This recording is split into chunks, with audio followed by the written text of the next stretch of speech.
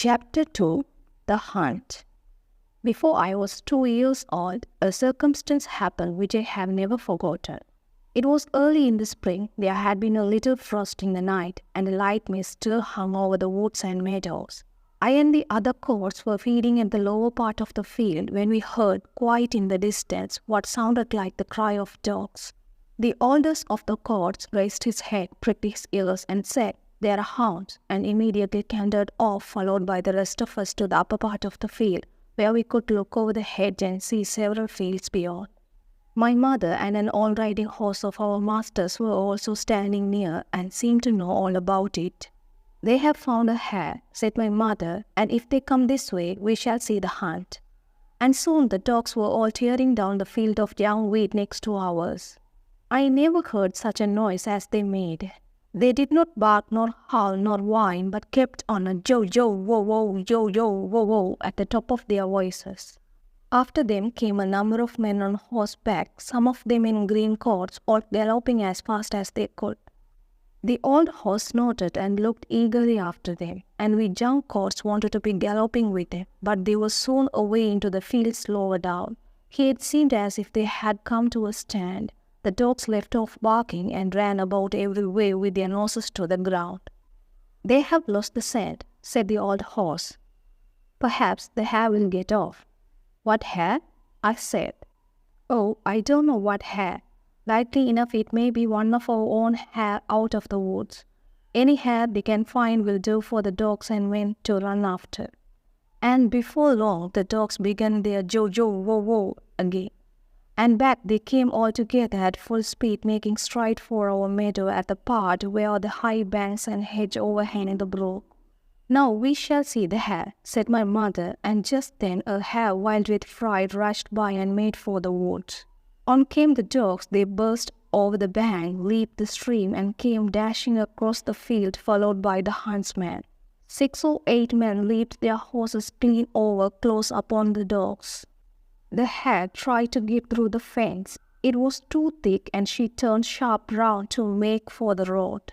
But it was too late. The dogs were upon her with their wild cries. We heard one strike, and that was the end of her.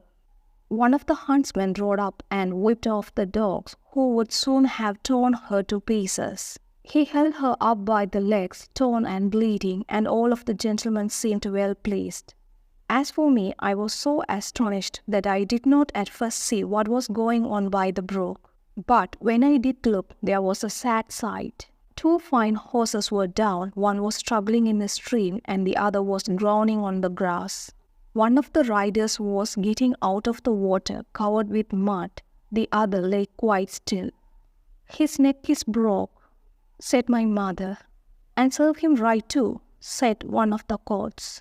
I thought the same, but my mother did not join with us. "Well, no," she said. "You must not say that, but though I am an old horse and have seen and heard a great deal, I never yet could make out why men are so fond of this sport. They often hurt themselves, often spoil good horses, and tear up the fields, and all for a hare or a fox or a stag, that they could get more easily some other ways. But we are only horses and don't know." While my mother was saying this, we stood and looked on. Many of the riders had gone to the young man, but my master, who had been watching what was going on, was the first to raise him.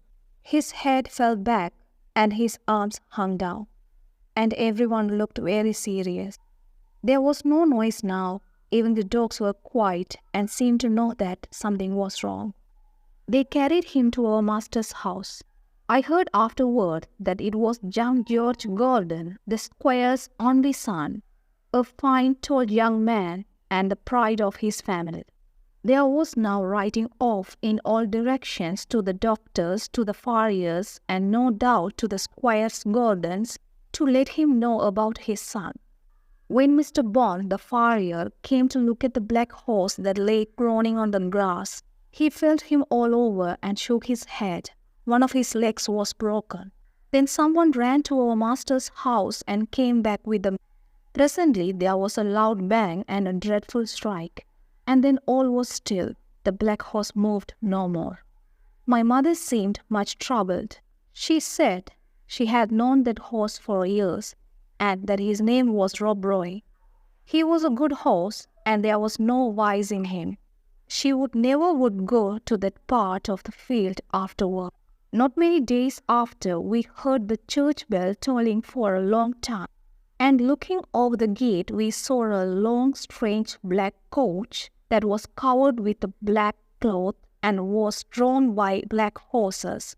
After that came another, and another, and another, and all were black, while the bell kept tolling. They were carrying John Gordon to the churchyard to bury him. He would never ride again. What they did with Rob Roy, I never knew, but it was all for one little hare.